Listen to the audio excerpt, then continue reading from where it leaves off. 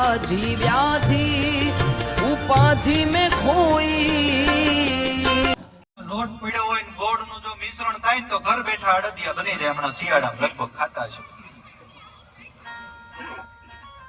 એમ ભક્તિ માંગો ને, બીજી કઈ માંગવાની જરૂર નથી. એની પાછળ 4 પ્રકારની મુક્તિ સહજ રીતે આવી જાય. સાલોક્ય મુક્તિ, સામીપ્ય મુક્તિ, સારુજ્ય મુક્તિ.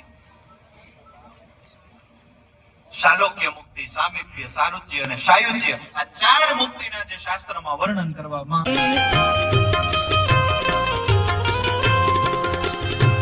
साची मूर्ति गुरुजी नी जोई आधि व्या